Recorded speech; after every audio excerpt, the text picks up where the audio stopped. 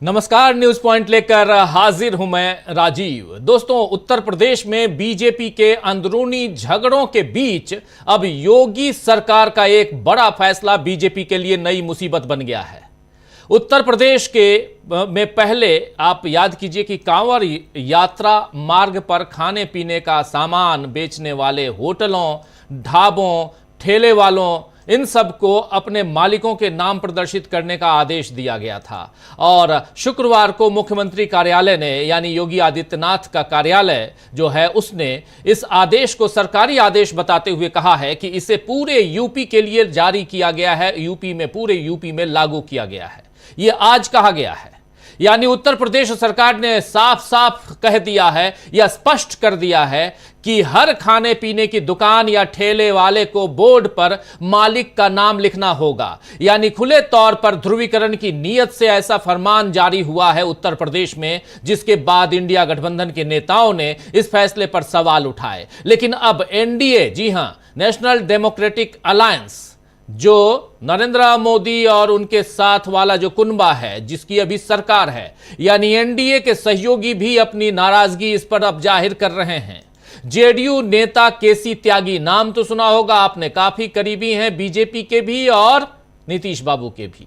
तो जेडीयू के नेता केसी त्यागी ने कहा है कि जो प्रतिबंध लगाए गए हैं वे प्रधानमंत्री के सबका साथ, सबका विकास, सबका विश्वास के नारे का उल्लंघन है। ये आदेश न तो बिहार में लागू है और न ही राजस्थान और न ही झारखंड में, और अच्छा होगा कि इसकी समीक्षा की जाए। इस आदेश को वापस लिया जाना चाहिए। तो एनडीए का एक बैसाखी जो है वो कह रहा है, यानी नरेंद्र मोदी जिन दो प्रमुख बैसाखियों के सहारे सत्ता पर काबिज हैं, उनमें से एक का कहना है कि इसकी समीक्षा होनी चाहिए। जरा सुन लेते हैं केसी त्यागी साहब को, सुनिए। नहीं, इससे बड़ी कांवड़ यात्रा बिहार में निकलती है, वहां इस तरह का कोई आदेश नहीं है। और फिर प्रधानमंत्री जी की जो व्याख्या है भारतीय समाज के बारे में, एनडीए के बारे में, सबका साथ, सबका विकास और सबका विश्वास, ये लगाए गए प्रतिबंध इस नियम के विरुद्ध है। लेकिन सर, जिस तरह की इस पर समीक्षा करने की आवश्यकता है, तो आप इसके बाद भी मानते हैं कि क्या वाकई में समीक्षा करने की आवश्यकता है? बिहार में नहीं है, राजस्थान से कांवड़ गुजरेगी, वहाँ से नहीं है। बिहार का जो सबसे स्थापित और झारखंड का मान्यता प्राप्त, जो सबसे ज़्यादा मान्यता प्राप्त धार्मिक स्थल है, वहाँ के लिए नहीं है। इस पर पुनर्विचार हो तो अच्छा है। इंडिया अलायंस के भी वो कह रहे हैं, एसटी हसन हो या अन्य नेता, कि ये सांप्रदायिक हिंसा फैलाने वाला ये निर्णय नहीं, उनसे हमारा कोई वास्ता नहीं। हम एनडीए को मजबूत और खुशहाल देखना चाहते हैं। मोदी जी की जो कीर्ति है वो कम ना हो, ये चाहते हैं। लिहाजा ये नियम वापस होना चाहिए या इस पर समीक्षा होनी चाहिए। एक और सब है, उन्होंने ये कहा है कि हिटलर की आत्मा आ गई है उत्तर प्रदेश सरकार। तो साफ साफ आपने सुन लिया दोस्तों कि केसी त्यागी क्या कुछ कह रहे हैं। इसकी समीक्षा होनी चाहिए, ये वापस होना चाहिए। ये फरमान, जिस फरमान की हम बात कर रहे हैं, फरमान क्या है? फरमान ये है कि कांवड़ वाले जो लोग हैं, जिस रास्ते से कांवड़ की यात्रा जाएगी, यानी कांवड़ यात्री जाएंगे, उस रास्ते पर लोगों को, जो दुकानें हैं, उस पर प्रोप्राइटर का नाम लिखा होना चाहिए। जो तस्वीरें आप देख रहे हैं वो ऑलरेडी काम शुरू हो चुका है। उधर जयंत चौधरी आरएलडी के नेता हैं, राष्ट्रीय लोकदल के नेता हैं, और उन्हीं की पार्टी आरएलडी ने कहा है कि विक्रेताओं से नाम प्लेट दिखाने के लिए कहने का फरमान बिल्कुल गलत है। और आरएलडी के जनरल सेक्रेटरी त्रिलोक त्यागी ने तो खुलकर अपनी बात रखी है। आइए जरा त्रिलोक त्यागी, आरएलडी के जनरल सेक्रेटरी, क्या कुछ कह रहे हैं, सुनिए। जारी किया कि जो कांवड़ यात्रा होने वाली है सावन महीने में, उसको ध्यान में रखते हुए जो भी दुकानदार दुकान चला, लोकतंत्र में तो गांधी जी, चौधरी चरण सिंह जी और बड़े बड़े जितने भी महापुरुष हैं, सबने धर्म और जाति को पीछे रखने की बात की है। अब ये राजनीति में धर्म जाति को आगे चल के नेता लोग उसको आगे ले जा रहे हैं। अब मैं तो समझता हूँ कि जिस तरह नाम लिखने की मुजफ्फरनगर प्रशासन ने जो कार्रवाई की है, ये कोई बहुत उचित बात नहीं है। आप क्यों ठेली पटरी पे किसी का नाम लिखवाते हो? उनको काम करने का अधिकार है। हम गांव में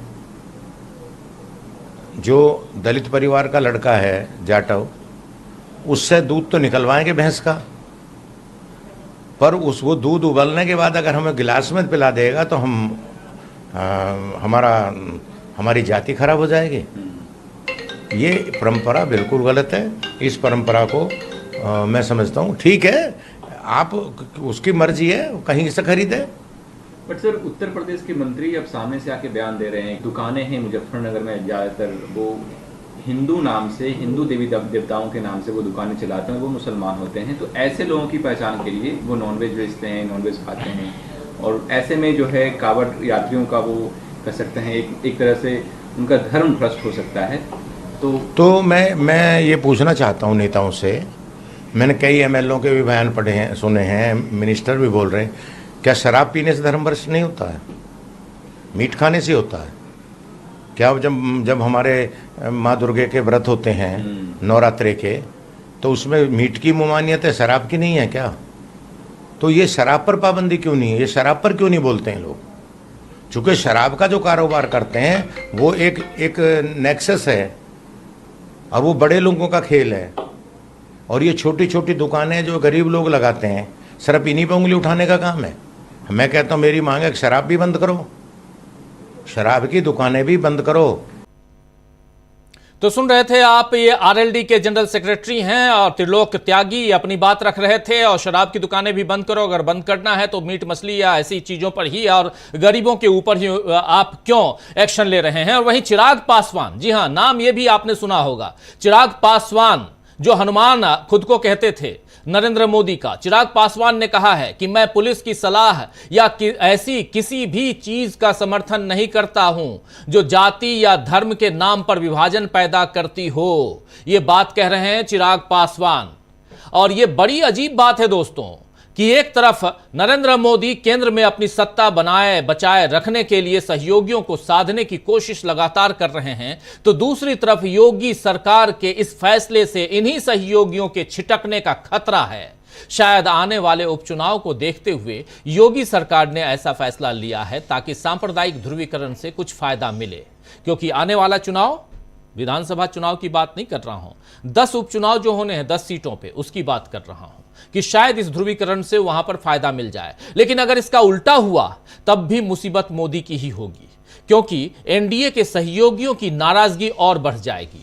और इस फैसले के पीछे एक कारण यह भी है कि केशव प्रसाद मौर्य ने जिस तरह योगी के खिलाफ मोर्चा खोला हुआ है, योगी आदित्यनाथ उसमें अपनी बढ़त बनाने के लिए ऐसा कदम उठा रहे हैं। हालांकि अगर यह मामला कोर्ट पहुंचा तो कानून की चौखट पर इस फैसले को तुरंत नकार दिया जाएगा। यानी अगर इस मामले को अदालत में चुनौती दी गई तो कोर्ट इस पर रोक लगा सकता है, क्योंकि संविधान के मुताबिक उत्तर प्रदेश सरकार का आदेश जो है यह अनुच्छेद 21 यानी आर्टिकल 21, जिसमें जीवन का अधिकार है, आर्टिकल 21 साफ साफ आपको जीने का अधिकार देता है, और आर्टिकल 19 आजीविका का अधिकार आपको देता है। और इन दोनों अधिकारों का ये जो फरमान है उत्तर प्रदेश सरकार का, वो उल्लंघन करता है। और ऐसा ही फरमान अब जारी हो चुका है उत्तराखंड की तरफ से भी। तो साफ साफ ये आर्टिकल 19 और आर्टिकल 21 का उल्लंघन है। अब यह मामला अदालत तक पहुंचकर ध्वस्त होता है या नहीं, यह तो बाद की बात है दोस्तों। फिलहाल सहयोगियों के साथ साथ बीजेपी के भीतर भी इसके खिलाफ आवाज उठ चुकी है। भाजपा नेता मुख्तार अब्बास नकवी ने कहा है कि यह कदम छुआछूत को बढ़ावा देगा।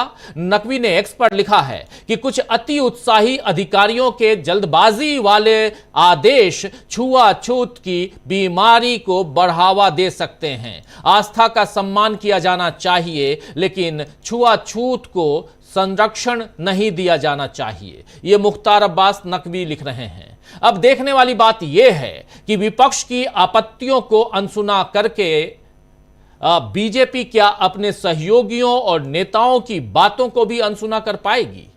एक तरफ मोदी गठबंधन सहयोगियों को इतनी, जो गठबंधन के सहयोगी हैं, एनडीए के सहयोगी हैं, उनको इतनी तवज्जो दे रहे हैं और उनके सहारे वो अपनी सरकार चला रहे हैं। वहीं दूसरी तरफ उत्तर प्रदेश में योगी सरकार के इस फरमान से सहयोगी नाराज हैं। सवाल यह है कि क्या योगी आदित्यनाथ अपने इस आदेश से पीछे हटेंगे या सहयोगियों की नाराजगी के बावजूद ये जारी रहेगा, ये आदेश जारी रहेगा? बीजेपी इन सवालों में उलझ चुकी है। इस बीच अखिलेश यादव ने फिर से एक ट्वीट किया है और ट्वीट करके बीजेपी की अंदरूनी लड़ाई के साथ साथ इस फैसले पर आईना दिखाया है। अखिलेश यादव का यह ट्वीट देखिए। ट्वीट में अखिलेश यादव लिख रहे हैं, न संगठन बड़ा होता है न सरकार, सबसे बड़ा होता है जनता का कल्याण। दरअसल संगठन और सरकार तो बस साधन होते हैं। लोकतंत्र में साध्य तो जनसेवा ही होती है। जो साधन की श्रेष्ठता के झगड़े में उलझे हैं वो सत्ता और पद के भोग के लालच में हैं। उन्हें जनता की कोई परवाह नहीं है। भाजपाई सत्तानुमुखी है, सेवानुमुखी नहीं। हैशटैग नहीं चाहिए भाजपा, ये लिख रहे हैं अखिलेश यादव। अखिलेश यादव के बाद प्रियंका गांधी ने भी एक ट्वीट किया है और प्रियंका गांधी ने लिखा है कि हमारा संविधान हर नागरिक को गारंटी देता है कि उसके साथ जाति, धर्म, भाषा या किसी अन्य आधार पर भेदभाव नहीं होगा। उत्तर प्रदेश में ठेलों, खोमचों और दुकानों पर उनके मालिकों के नाम का बोर्ड लगाने का विभाजनकारी आदेश हमारे संविधान, हमारे लोकतंत्र और हमारी साझी विरासत पर हमला है। समाज में जाति और धर्म के आधार पर विभाजन पैदा करना संविधान के खिलाफ अपराध है। यह आदेश तुरंत वापस लिया जाना चाहिए और जिन अधिकारियों ने इसे जारी किया है उन पर सख्त कार्रवाई होनी चाहिए। तो प्रियंका गांधी ने तो साफ साफ लिख दिया है कि जिन अधिकारियों ने इसे जारी किया है, लेकिन अगर मुख्यमंत्री का सचिवालय भी यही बात कह रहा है तो क्या यह माना जाए मुख्यमंत्री की हामी नहीं है इसमें? उधर धामी साहब यानी उत्तराखंड के मुख्यमंत्री भी तो यही कह रहे हैं। तो बहुत कुछ है दोस्तों, लेकिन इन बहुत कुछ के बीच में एक बड़ी फूट है एनडीए के बीच। तो आइए दोस्तों, आज न्यूज पॉइंट में चर्चा करेंगे कि क्या योगी के फैसले से मुसीबत में पड़ेंगे बीजेपी के जो नरेंद्र मोदी हैं यानी देश के प्रधानमंत्री, वो क्या बीजेपी की अंदरूनी लड़ाई से केंद्र की सत्ता पर पड़ेगा असर? क्या एनडीए में पड़ गई है फूट? आइए इन तमाम सवालों का जवाब ढूंढने की कोशिश करते हैं। हमारे साथ कुछ वरिष्ठ साथी जुड़े हुए हैं, उन सबसे आपका परिचय करवाता हूं और आगे बढ़ते हैं। जरा स्क्रीन पर हमारे तमाम साथियों को ले आइए और इस चर्चा में देखिए इस वक्त हमारे साथ जुड़े हुए हैं 5 वरिष्ठ साथी। हमारे साथ प्रशांत टंडन जी हैं, नवेंदु जी हैं, डॉक्टर दीपक पाचपोर जी, सुनील शुक्ला जी और अमलेंदु उपाध्याय जी। आप पांचों का स्वागत इस्तकबाल है। स्वागत इस्तकबाल आप तमाम दोस्त साथी शुभचिंतक आप सबका जो अब तक जुड़ चुके हैं, जो जुड़ने वाले हैं इस कार्यक्रम में। उत्तर प्रदेश का मामला सबसे पहले आना चाहता हूं सुनील शुक्ला जी आपके पास और यहां से जरा केंद्र की राजनीति को भी आपके जरिए समझेंगे। सुनील जी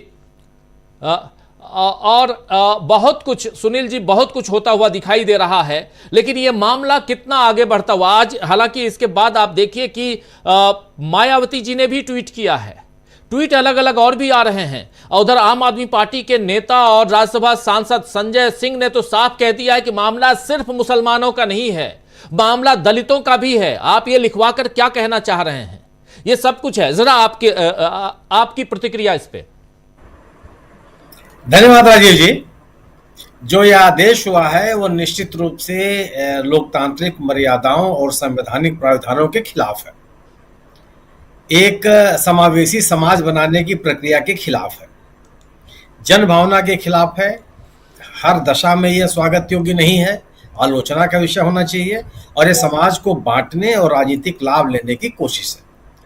लेकिन भारतीय जनता पार्टी अगर ये सोचती है कि इस आदेश से वह किसी तरह का पोलराइजेशन कर ली तो वह दौर खत्म हो गया।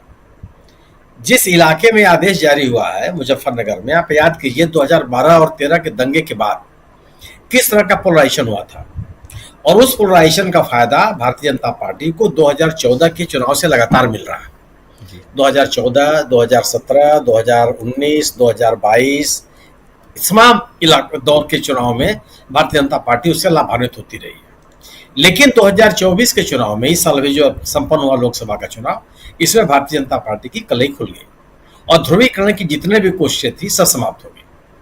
यह जो प्रयास है वह फिर उसी दिशा की तरफ बढ़ती हुई एक कोशिश है जो समाज स्वीकार करेगा नहीं। दरअसल सामाजिक न्याय का जो मुद्दा है, संविधान बचाओ का मुद्दा है, वह मजबूती के साथ लोगों के बीच मौजूद है। भारतीय जनता पार्टी के पास ये ध्रुवीकरण के अलावा कोई विकल्प नहीं है और यह जो उन्होंने रास्ता तलाशा है, यह निश्चित रूप से भारतीय जनता पार्टी के अन्य जो सहयोगी हैं उनको यह रास नहीं आएगा। यह तो ना तो जनता दल यूनाइटेड को रास आएगा, न टीडीपी को रास आएगा, न आरजेडी, न तो जेडीयू को आएगा और न आरएलडी को आएगा, क्योंकि इनके यह अल्पसंख्यक मतदाताओं से अपनी दूरी नहीं बढ़ा सकते। और अगर ये अल्पसंख्यक मतदाताओं के साथ खड़े हुए नहीं दिखाई पड़ेंगे तो ये संभव है कि इनके आने वाले इन जो एनडीए के सहयोगी संगठन है इनके लिए संकट होगा।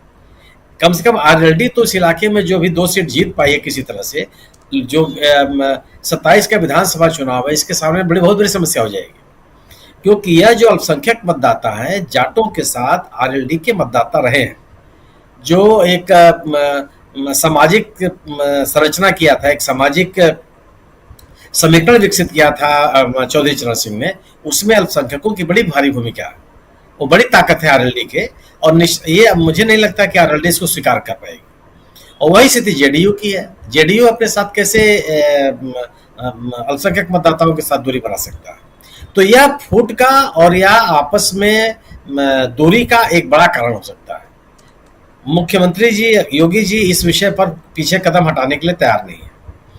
वजह भी साफ है कि उनके पास हिंदुत्व के वो चेहरा है, और हिंदुत्व के नाम पर चलने वाली गतिविधियों में वो अपने आप को कमजोर नहीं दिखाना चाहते जी। वो उनकी अपनी बाध्यता है।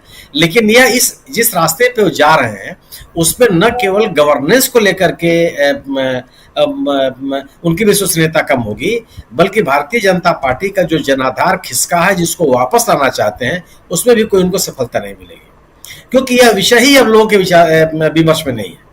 अब हिंदुत्व और ध्रुवीकरण लोगों के विमर्श में नहीं है। विमर्श में यह है कि सरकार का गवर्नेंस का रवैया क्या है।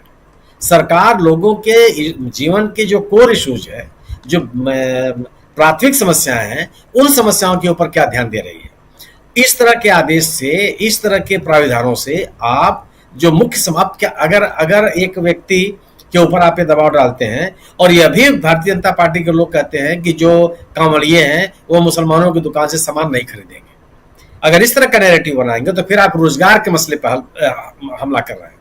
न केवल आप सामाजिक समीकरण बिगाड़ रहे हैं, बल्कि जो छोटे मोटे रोजगार करके लोग अपना जीविकोपार्जन कर रहे हैं उसको भी आप आघात पहुंचाने की कोशिश कर रहे हैं।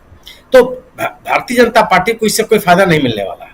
दूसरी चीज, आपने अभी नकवी साहब का अपने एक ट्वीट दिखाया। नकवी साहब ने अपने ट्वीट में बहुत संशोधन कर दिया है जी। जब योगी आदित्यनाथ जी का बयान आ गया और उन्होंने कहा कि नहीं हम इस निर्णय को वापस नहीं लेंगे, तो उन्होंने एक नया ट्वीट किया और मैंने एक्स पे लिखा, और उसमें उन्होंने अपने स्टैंड को काफी संशोधित कर दिया। यह जो कोशिश है, यह कोशिश केवल और केवल जो 2024 का चुनाव परिणाम है उसमें ध्रुवीकरण की अपनी कोशिशों को आगे बढ़ाना है बीजेपी के द्वारा, और अपनी खोई हुई जमीन को वापस लाने की कोशिश है। लेकिन यह वास्तविक धरातल पर जो कुछ घटित हो रहा है उससे मुंह चुराने का प्रयास है।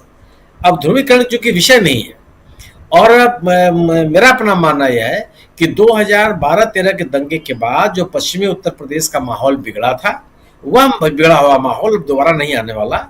जो सांप्रदायिक सद्भाव की स्थितियां 2022 के विधानसभा चुनाव के बाद से इस इलाके में बननी शुरू हुई हैं, और जिसकी बड़ी पराकाष्ठा आपको 2024 के विधानसभा चुनाव में दिखाई पड़ रही है, वही आगे बढ़ेगी। इससे इस तरह के आदेशों से मेरा मानना है कि व्यापक समाज का बड़ा हिस्सा इसका विरोध करेगा जी, इसके पक्ष में नहीं खड़ा होगा। और जो प्रमुख समूह है, प्रमुख जातियां उस इलाके में, जैसे जाट बड़ी संख्या में, वो जाट इस निर्णय से सहमत नहीं हो सकते। और अगर आप इसका अंदाजा इससे आप लगा लीजिए कि जो नूह के दंगा हुआ था, नूह में जो सांप्रदायिक तनाव फैलाने की कोशिश की गई थी, उस दौरान भी जो जाट समुदाय के लोग हैं वह उसमें शामिल नहीं हुए। उस पूरे की पूरे हिंसा का उन्होंने विरोध किया, और उसका परिणाम हुआ कि भारतीय जनता पार्टी जो एक तरह का माहौल बनाना चाहती थी हरियाणा में, उसकी सफलता नहीं मिली। उसी से सटा हुआ इलाका है। मेरा अपना मानना है कि पश्चिम उत्तर प्रदेश में इस आदेश के माध्यम से जो भारतीय जनता पार्टी ध्रुवीकरण की कोशिश कर रही है उसमें सफल नहीं होगी, बल्कि इसके गवर्नेंस के ऊपर सवाल पैदा होंगे। और जो संविधान बचाओ आरक्षण बचाओ का नारा विपक्ष का है, कांग्रेस का है, वह और जड़ पकड़ेगा, लोगों के बीच में और प्रभावकारी साबित होगा। और इस मुद्दे पर जो कांग्रेस को कमजोर करने की जो कोशिशें हुई हैं, इस एजेंडे को कमजोर करने की कोशिश बीजेपी सरकार कर रही है। संविधान बचाओ, मेरा संविधान मेरा सम्मान, संविधान हत्या दिवस के नाम पर जो आयोजन कर रही है, इस सब के सब इसका कोई असर नहीं पड़ेगा, क्योंकि इस निर्णय से लोगों के जीवन पर सीधा असर पड़ रहा है। उनके संवैधानिक अधिकारों का हनन हो रहा है, उनके सामाजिक व्यवस्था को विस्तार मिल रहा है, रोजी रोजगार पे हमले हो रहे हैं, और जो धर्म निरपेक्षता का स्वरूप है उस पर भी हमला हो रहा है। जी बिल्कुल बिल्कुल, बहुत कुछ हो रहा है। और इन सब के बीच अगर केसी त्यागी से लेकर चिराग पासवान तक और आरएलडी के तमाम नेता और दूसरे दलों के नेता भी अगर, और खुद बीजेपी के नेता अगर अपनी यहाँ कहीं ना कहीं बात रख रहे हैं तो ये गंभीर मसला है। और इस बीच सोनम किन्नर इन्होंने इस्तीफा दे दिया है, ये खबर भी आप लोगों तक आ गई होगी। सोनम किन्नर ने कहा है कि लोकसभा चुनाव में हार की जिम्मेदारी कोई नहीं ले रहा था, तो उसकी जिम्मेदारी मैं लेती हूं। अब मैं संगठन का कार्य करूंगी, सरकार का कार्य नहीं करूंगी। ये उत्तर प्रदेश की बात है। और सोनम जो है वो राज्य मंत्री का दर्जा प्राप्त हैं और इन्होंने इस्तीफा दे दिया है और कह रहे हैं कि अधिकारी भ्रष्टाचार कर रहे हैं। तो ये उत्तर प्रदेश का हाल है जो हम यहाँ बता रहे हैं। लेकिन बहुत इंपॉर्टेंट है कि यहाँ से सुनील जी कुछ जोड़ना चाह रहे हैं। सुनील जी।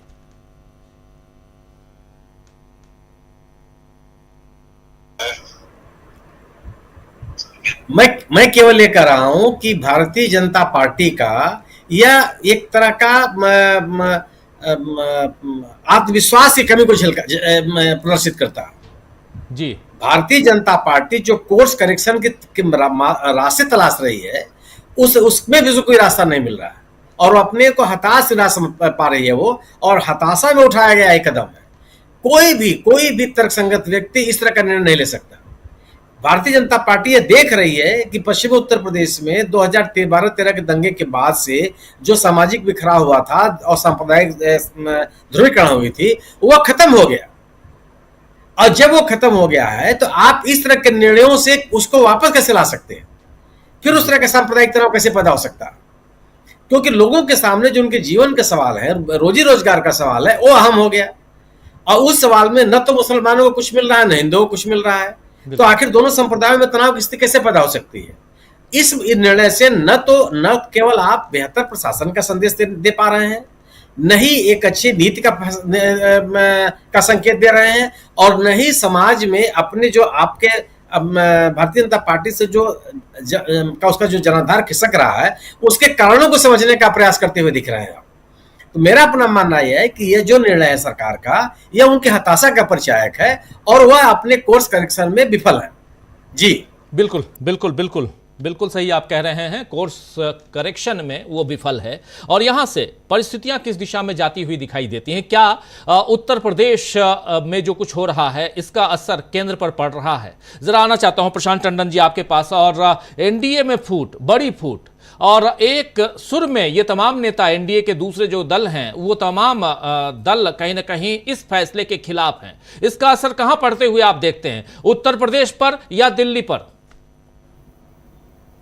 राजीव जी, मैं एनडीए की बात में बाद में आता हूं। पहले जरा बात बीजेपी की कर लें। उत्तर प्रदेश की योगी आदित्यनाथ की सरकार अब डबल इंजन का हिस्सा नहीं है। ये इंजन अलग चल रहा है, दिल्ली का इंजन अलग चल रहा है। और इस पूरे प्रकरण में नरेंद्र मोदी की अथॉरिटी, उनका इकबाल, उनकी एडमिनिस्ट्रेटिव ताकत, वो सब कमजोर दिखाई दे रही है।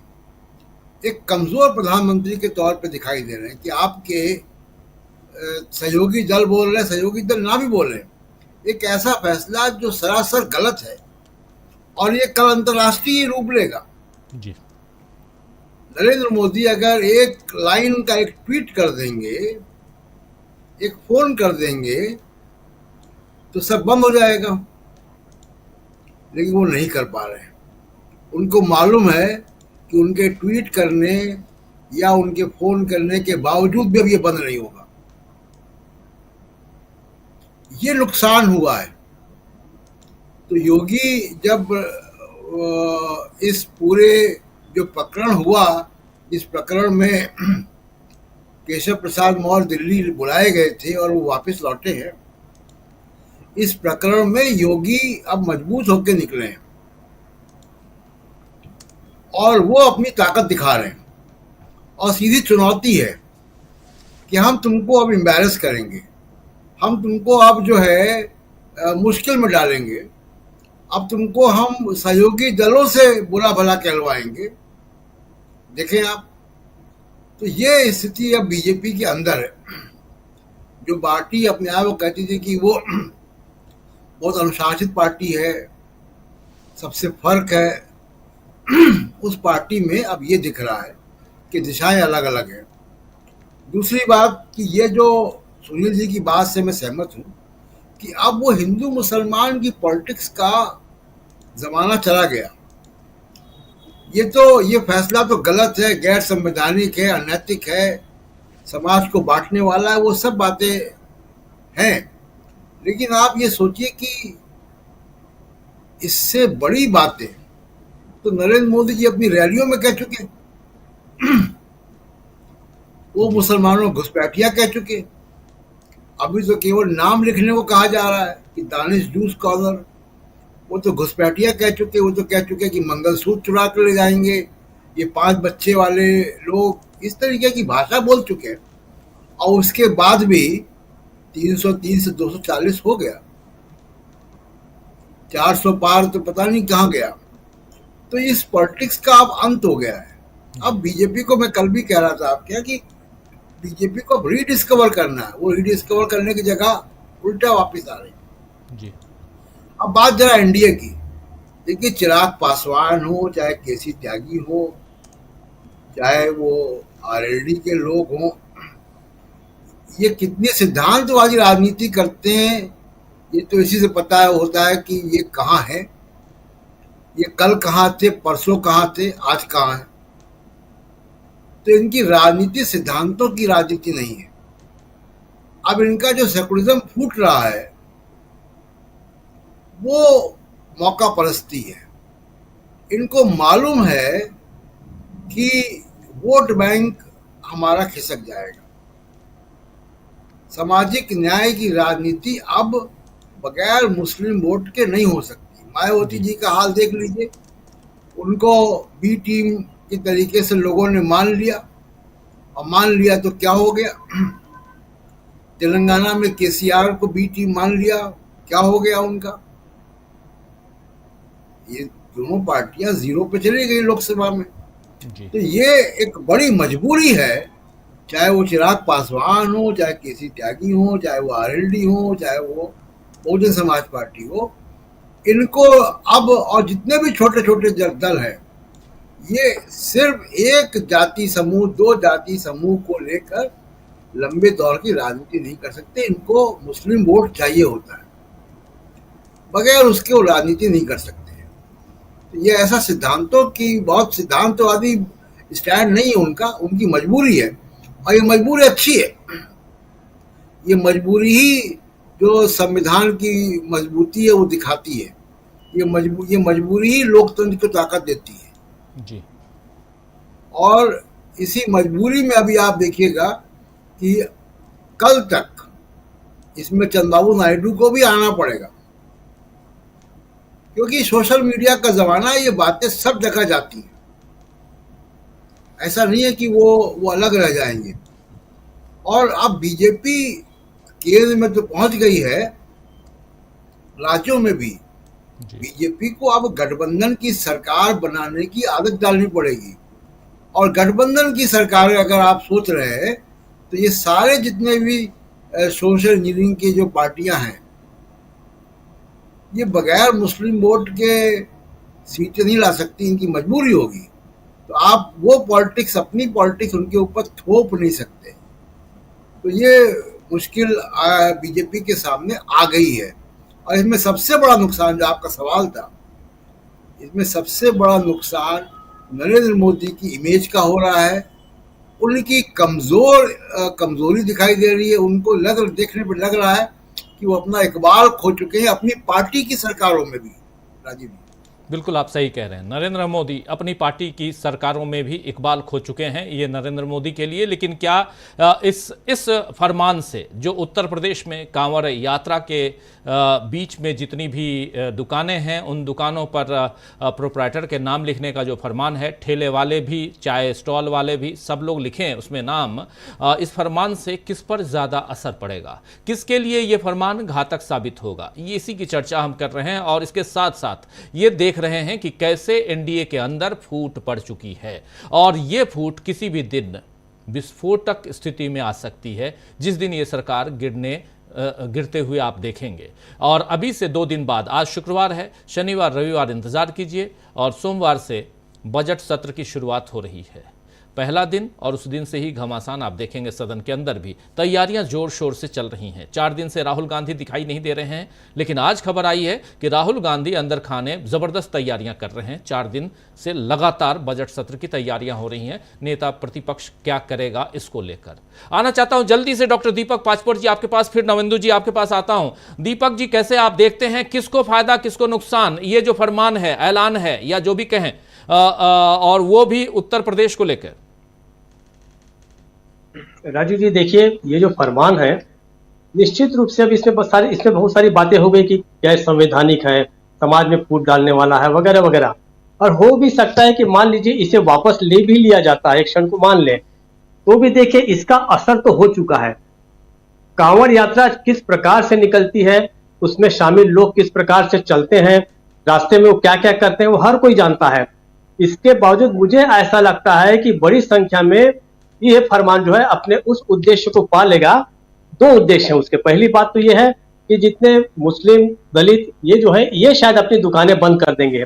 आप और हम जानते हैं कि किसी भी शहर में बंद का ऐलान होता है, उसमें कोई फर्क नहीं पड़ता, लेकिन लोग चाहते हैं कि हमारी दुकानों के साथ भाई तोड़फोड़ ना हो, तो लोग अपने आप बंद कर देते हैं।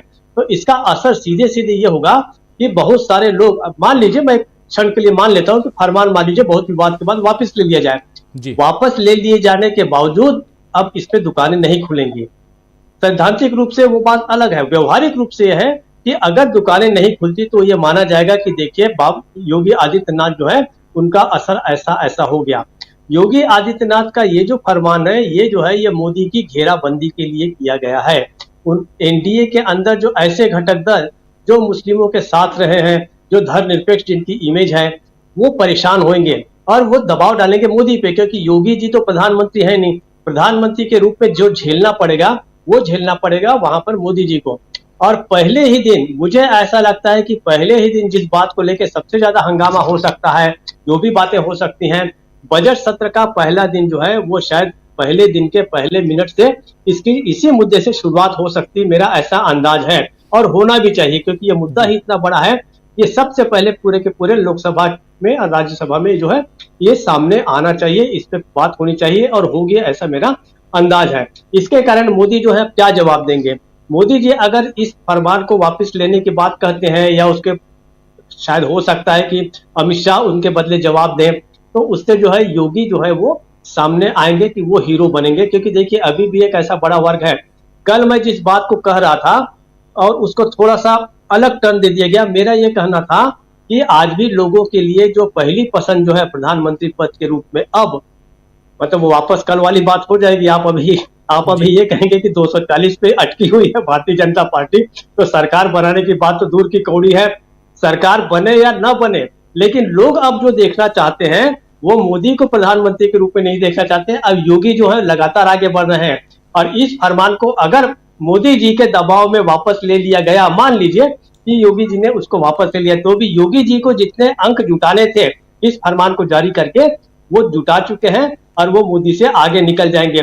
भक्तों को, उनके समर्थकों को इसका कोई फर्क नहीं पड़ता ये फरमान वास्तव में क्या है, इसके पीछे क्या उद्देश्य है। वो तो खुश हैं कि आपने कांवड़। दीपक जी, मैं थोड़ा सा इसमें क्रॉस जोड़ना चाहता हूँ, क्रॉस क्वेश्चन नहीं, जोड़ना चाहता हूँ।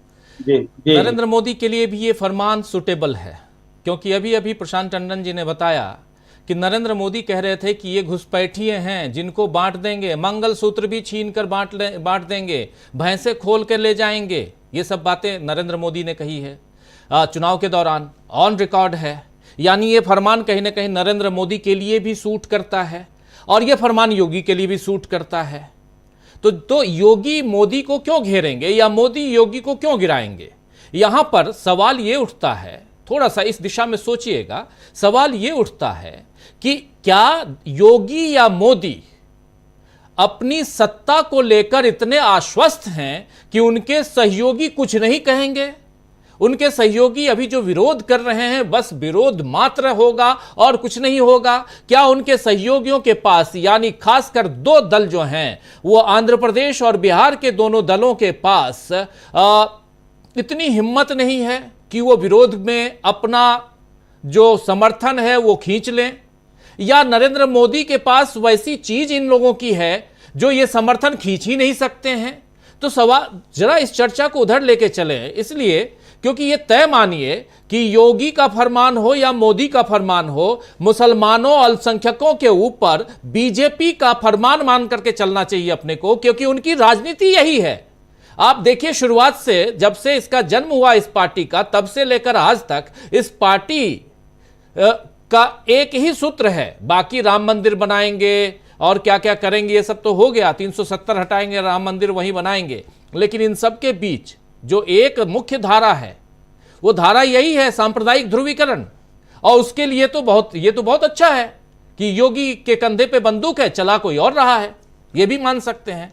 दीपक जी, इस तरफ थोड़ा सा। जी देखिए, जिस समय मोदी जी ये सारी बातें करते हैं, मटन हो, मछली हो, मंगलसूत्र हो वगैरह वगैरह, तो वो संसद के बाहर करते हैं। लेकिन संसद में खड़े होकर जब उन्हें जवाब देना है तो उस समय वो सांप्रदायिक ध्रुवीकरण की ऐसी सीधी बात नहीं करेंगे। कानूनों की बात कर सकते हैं, वो चाहे यूसीसी की बात कर सकते हैं, अनुच्छेद 370 की बात कर सकते हैं, लेकिन सीधे सीधे ध्रुवीकरण करने वाले जो बयान है वो तो नहीं दे सकते वहां पर। अब जो दूसरी परिस्थिति हमें याद रखना होगा कि मोदी इस समय एक कमजोर प्रधानमंत्री हैं, उनकी सरकार कमजोर है और विपक्ष बहुत मजबूत है। और विपक्ष जो मजबूत है वो तो आक्रमण करेगा ही करेगा, कांग्रेस की ओर से होगा, संजय सिंह अपना बयान दे ही चुके हैं। उसके साथ साथ उनके अपने सहयोगी दल जो हैं, जिन पर सरकार टिकी हुई है, उसमें भी कुछ सहयोगी दलों ने तो अपने बयान दे दिए हैं कि ये जो आदेश दिया गया है ये आदेश बहुत गलत है।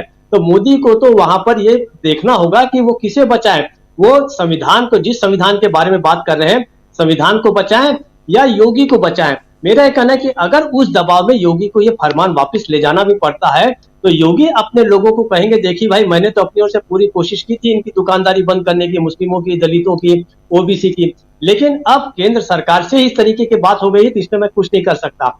और अगर ऐसा होता है तो लॉस किसको होगा? लॉस जो है वो मोदी की इमेज को होगा। मोदी जो है, एक तरह से हम ये सब जानते हैं कि मोदी और योगी जो है इस समय एक स्पर्धा तो उनके बीच चल ही रही है, सीधे सीधे बात ना कही जाए। प्रधानमंत्री, चलिए हम मान लें कि प्रधानमंत्री पद के लिए इस समय योगी जो है वो चाहे सीधे सीधे स्पर्धा में ना हो, लेकिन हिंदुत्व का चेहरा कौन है, कौन बड़ा चेहरा है, इसके बारे में तो लोगों के बीच, उनके अपने लोगों के बीच, मैं सारी जनता की बात नहीं कर रहा हूं या सेकुलर जो लोग हैं उनकी बात नहीं कर रहा हूं, उनके अपने जो लोग हैं, उनके अपने जो सपोर्टर्स हैं, उनके बीच वो लोग तौल रहे हैं कि योगी बड़े हिंदुत्ववादी हैं या मोदी हैं। मोदी अगर इस फरमान को वापस लेने के लिए कहते हैं तो आप जानिए कि माइनस मार्किंग जो होगी जनता की ओर से, उनकी अपनी जनता की ओर से, तो मोदी की होगी और योगी जो है वो फिर आगे बढ़ जाएंगे। और इस समय जैसा मेरा पूरा मानना है कि लोगों की इस समय पहली पसंद जो है, अगर अब कभी भी मौका आता है तो मोदी की बजाय अब योगी, एक सर्वे कराना चाहिए कि प्रधानमंत्री के पद के रूप में योगी और मोदी के बीच लोग किसे पसंद करते हैं। तो मुझे ऐसा लगता है कि शायद उनके जो लोग हैं वो योगी को नंबर 1 कहेंगे, मोदी को, मोदी जो है इस समय उनकी नजरों से उतर गए हैं क्योंकि उन्होंने ऐसे ऐसे लोगों से समझौते कर लिए हैं जिनकी धर्मनिरपेक्ष बिल्कुल नीति रही है। टीडीपी की हम बात कर लें तो मुझे ऐसा लगता है कि ये जो मामला है ये पूरे के पूरे तरीके से परेशान किसी को करेगा तो मोदी को करेगा, योगी को कोई फर्क नहीं पड़ता। योगी ने अपना काम कर दिया, उनके फरमान को आप चाहे अब डस्टबिन में डाल दीजिए, लेकिन दुकानें शायद अब जो है कांवड़ यात्रा पे मुस्लिमों की नहीं खुलेगी। ये बात जरूर है कि रोजगार के मामले में बेचारों को नुकसान होगा, दलितों को नुकसान होगा, ये बहुत दुर्भाग्यजनक स्थिति, इसमें कोई शक नहीं। लेकिन जो फायदा मिलना था, हम सब जानते हैं कि इन चीजों का फायदा कौन लेना चाहता है, योगी भी लेना चाहते हैं, मोदी भी लेना चाहते हैं, लेकिन इस स्पर्धा में योगी जो है वो आगे निकल गए। अब दूसरी बात और अंतिम बात करके मैं ये समाप्त करूंगा कि अब ये जितने सेकुलर कहे जाने वाले उनके जो सहयोगी दल है, चाहे जेडीयू हो, टीडीपी हो या आरजेडी हो, सॉरी क्या नाम इनकी जयंत चौधरी की जो पार्टी हो, इन सब के सामने आरएलडी, इनको ये समस्या आ जाएगी, वो इसमें भ्रम में रहेंगे कि अब इस मामले में हमें क्या स्टैंड लेना है। तो 22 तारीख को बहुत सारी चीजें और क्लियर होंगी, लेकिन ये बात जरूर है कि मोदी इस फरमान से कमजोर होंगे। राजीव जी बिल्कुल बिल्कुल, मोदी या योगी, बात यहाँ हम इनकी इसलिए कर रहे हैं क्योंकि ये एक ऐसा फरमान जिसमें आप अब दुकान पे बैठे हैं तो आप बताइए, आप अगर ठेले वाले हैं तब भी बताइए कि ठेला किसके नाम से है। ये फरमान अभी जारी करके क्या बताना, क्या यहाँ पर इस देश के सामने रखना चाहती है योगी सरकार।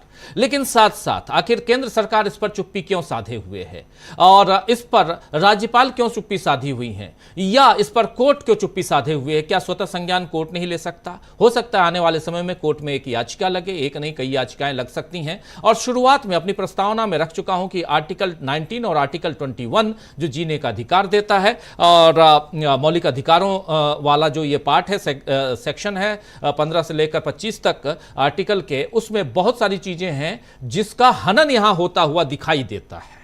इसलिए ये डिबेट, ये चर्चा या परिचर्चा जो हम कर रहे हैं। आना चाहता हूं नवेंदु जी आपके पास। नवेंदु जी, बचपन से आप देखते होंगे, अभी तो आपने वैसे ही शर्ट भी पहन रखा है थोड़ा गेरुआ कलर का, तो बचपन से गेरुआ कलर के कपड़े के साथ ये सावन का महीना आता था और बोल बम के नारे लगाते हुए अब बैजनाथ धाम जो है वो वहाँ चला गया झारखंड में, लेकिन बिहार से झारखंड बैजनाथ धाम जाया करते थे लोग। और ये देखते आए हम, लेकिन कभी भी हमने ये नहीं देखा कि वहां पूछा जा रहा है कि तुम जो सेवा कर रहे हो, सेवादार रास्ते में कोई पानी पिला रहा है, कोई कुछ और कर रहा है, ये हिंदू है या मुसलमान है, ये चर्चा नहीं होती थी। कहाँ चाय पीना है ये नहीं पूछा जाता था कि चाय बनाने वाले तुम हिंदू हो कि मुसलमान हो। लेकिन अब आप इस फर्क को बता रहे हैं। आधिकारिक तौर पे आप ये धीरे धीरे आपने ऐसा कर दिया कि अब ये और इस ऐसे फेस्टिवल्स जो आते हैं इसमें थोड़ा व्यापार बढ़ता है, ये भी समझने की जरूरत है। यानी आर्थिक रूप से मजबूती मिलती है उन गरीबों को जो ऐसी चीजों पर ही आश्रित होते हैं, अपने ठेलों पे, अपनी दुकानों पे, चायखानों पे, इसी के दम पे जिनका परिवार चलता है। लेकिन अगर आप इस हद तक उनकी कमर को तोड़ डालेंगे तो फिर आप कैसे शासक हो, प्रशासक हो, यह बात तो पूछनी पड़ेगी। और इसीलिए यहां से जरा मैं समझना चाहता हूं पॉलिटिक्स, ये पॉलिटिक्स क्या है नवेंदु जी? इस पॉलिटिक्स के दम पर ही 400 पार का नारा लगाने वाली बीजेपी 240 पर सिमट गई है। लेकिन क्या जिस पॉलिटिक्स को हम समझ पा रहे हैं उस पॉलिटिक्स को बीजेपी नहीं समझ पा रही है, या बीजेपी की पॉलिटिक्स को हम लोग नहीं समझ पा रहे हैं?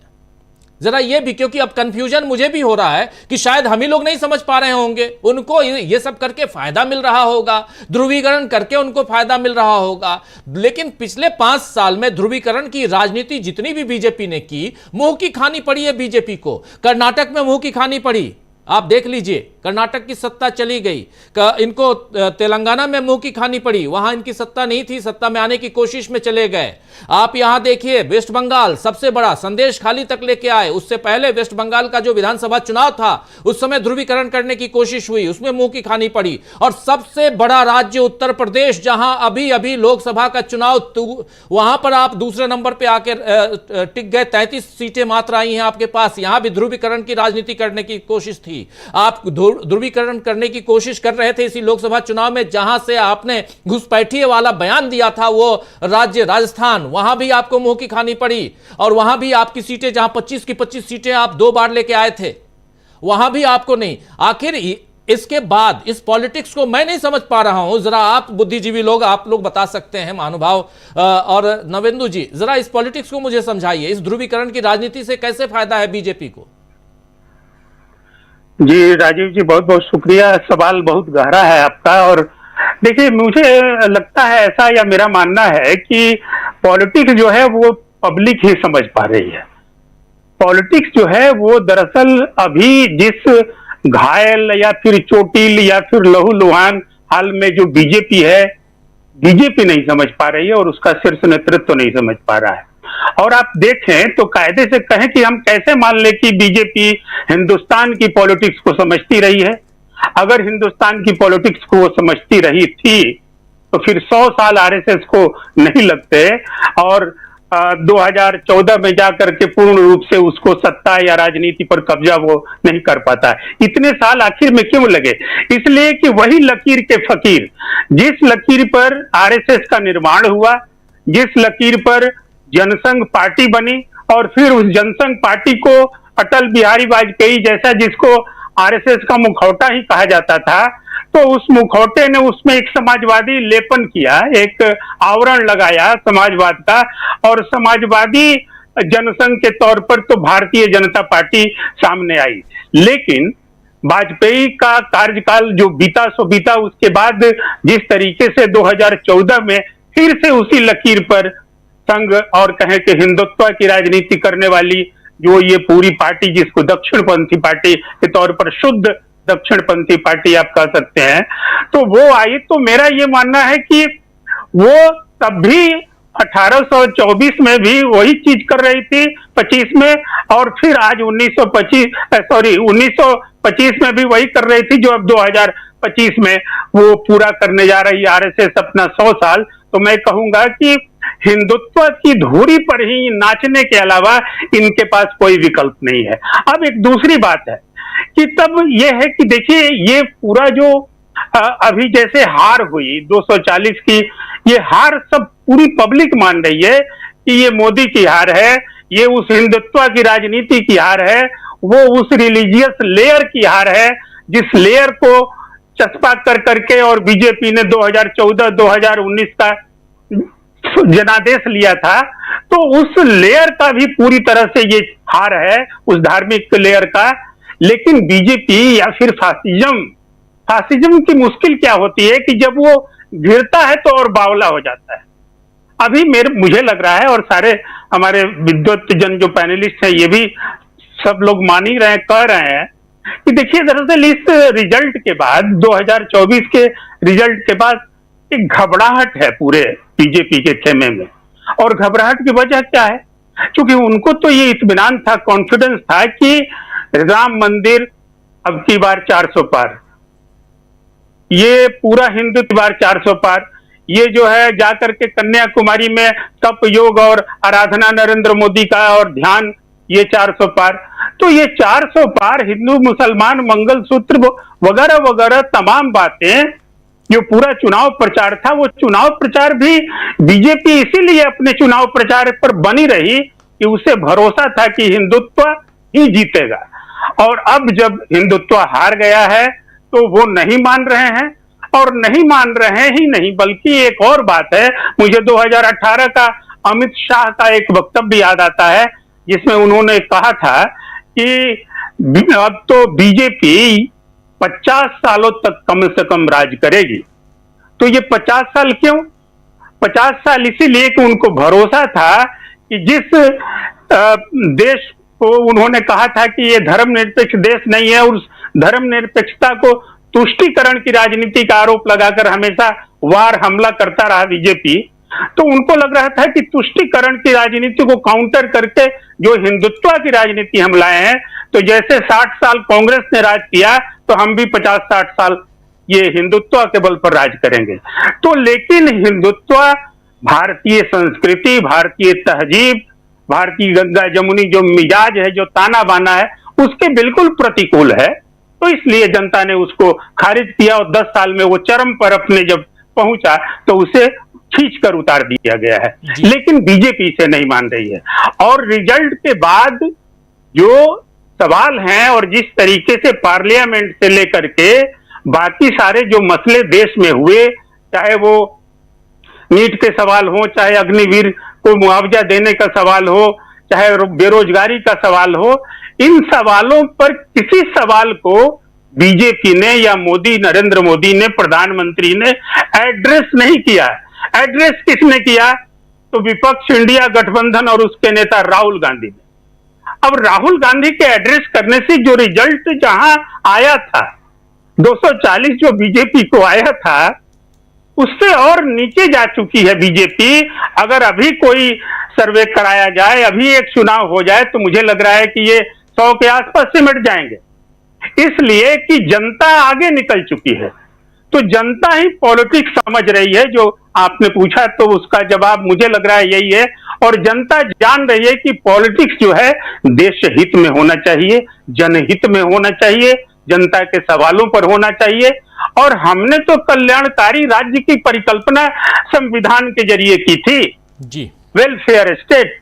तो वेलफेयर स्टेट के तौर पर अगर जनता को नहीं लग रहा है, उसे लग रहा है कि हमें फिर ये आरिफ फल वाला, आसिफ फल वाला और इस तरह के जो फरमानों में उलझाया जा रहा है, ये बताइए कि बाबा धाम का आपने जिक्र किया, देवघर का, या किसी कांवड़ पथ पर जो है, क्या जो लोग खरीदते हैं, जो सेवा में तमाम दुकानें लगाए बैठे रहते हैं लोग, उनसे जो खरीदारी करती हैं, ये कभी देखकर खरीदारी नहीं हुई ये हिंदू का दुकान है या मुस्लिम की दुकान है, वहां सामान क्या बिक रहा है, ये प्राथमिकता होती है कांवड़ यात्रियों को। उसी तरह जैसे हम गाड़ी पर जब हाईवे पर चलते हैं तो कौन सा ढाबा है या फिर कौन सा लाइन होटल है, वो किसका है ये ध्यान नहीं रहता है, ध्यान रहता है कि बढ़िया खाना यहाँ मिलता है कि नहीं मिलता है। तो ये एक चीज है। तो जनता की पसंद को इस तरीके से जबरदस्ती आप डाइवर्ट करेंगे, आप इस तरह से कमांड और कंट्रोल देंगे कि साहब तुम इस देश हिंदुस्तान में नहीं रह रहे हो, बल्कि तुम जैसे हिंदुओं के देश में कोई रह रहे हो। तो ये जो है स्टेट की जो ये फीलिंग कराना चाह रहे हैं कि हिंदुत्व राज, तो दरअसल इससे हटेगी भी नहीं बीजेपी। जो सबसे बड़ी बात, मैं बस अपनी बात ये कह के खत्म कर रहा हूं कि इससे हटेगी भी नहीं बीजेपी। और मेरा भी ये मानना है कि योगी हो या मोदी, ये सब एक ही थाली के चट्टे बट्टे हैं, एक ही गोल है, एक ही गेम है, वही भगवा और वही हिंदुत्व, वही सांप्रदायिकता और वही फिर रामराज, हिंदू राज, जो भी आप कह सकते हैं, जो भी ये नाम देते रहते हैं। तो इन सबका गोल वही है। और ये मान रहे हैं योगी जी का, जैसे क्या मानना है, योगी का मानना ये है कि कहीं ना कहीं हिंदुत्व को, जैसे कि मान लीजिए कि शुभेंदु अधिकारी का भी वो मानना है पश्चिम बंगाल में कि सबका साथ सबका विकास नहीं चलेगा। उनको लग रहा है कि हिंदुत्व पर जितना जोर पड़ना चाहिए था, जो 14-19 में पड़ा था, उसको कुछ और प्रचार की बातें करके, उसमें कांग्रेस पर फोकस करके या मंगलसूत्र वगैरह वगैरह तमाम बातें ये करके ये डाइवर्ट हुआ। अगर हम लोग हार्ड कोर बने रहते हिंदुत्व पर तो शायद ये रिजल्ट नहीं आता। ये मानना है बीजेपी का, इसलिए कि बीजेपी का गोल वही है, वो उसी लकीर पर है, इसलिए योगी वही कर रहे हैं। और योगी चूंकि एक ब्रांड है, वो एक फायर ब्रांड है हिंदुत्व के, तो अब संघ को ये लग रहा होगा कि इस फायर ब्रांड को भी आगे किया जाए, प्रमोट किया जाए, और वो फायर ब्रांड अब और भी ज्यादा, मोदी से भी ज्यादा उग्र और कहें कि एकदम नेकेड ढंग से वो सामने आने की कोशिश करेंगे या आएंगे, इसलिए कि उन्हें लग रहा है और अमित शाह को ये लगता रहा है कि अभी तो 50 साल राज करना है। तो ये जो स्थिति है इसमें और गिरेगी बीजेपी, मेरा अपना ये मानना है।